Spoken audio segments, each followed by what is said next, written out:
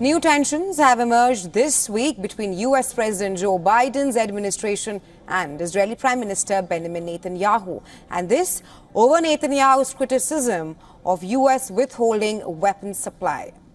Following the comments made by Prime Minister Netanyahu, the White House has described the criticism as vexing and disappointing, despite America's continuous support to Israel in its fight against Hamas militants and other threats that they are facing in the region.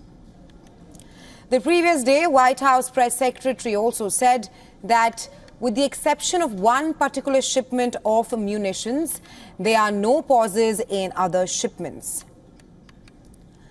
Well, here, the White House press secretary was referring to shipment of 2,000-pound bombs that Washington has said is under review because of concerns about their use in the densely populated areas of Gaza.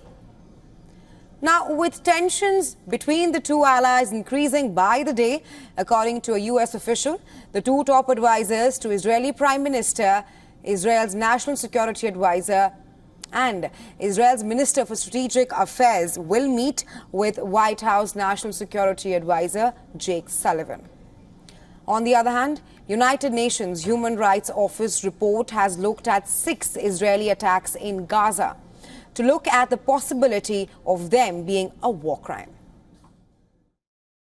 The report details 6 emblematic attacks involving the suspected use of GBU-31s, or 2,000-pound bombs, GBU-32, 1,000-pound bombs, and GBU-39s, 250-pound bombs, from the 9th of October to the 2nd of December 2023 on residential buildings, a school, refugee camps, and a market. The report concludes that these Israeli strikes indicate that the IDF may have repeatedly violated fundamental principles of the laws of war.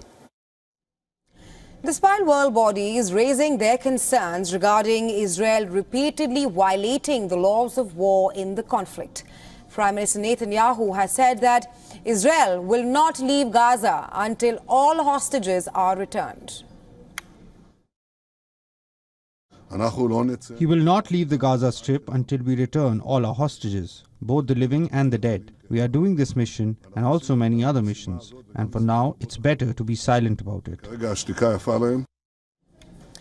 In central and northern Gaza, several Israeli airstrikes have killed at least 14 people and wounded dozens of others, while tanks deepen their invasion into Rafah in the south of the Strip.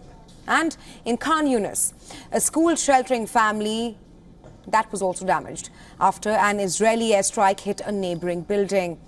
On the other hand, 2 IDF reservists were killed in a Hamas mortar attack in central Gaza Strip.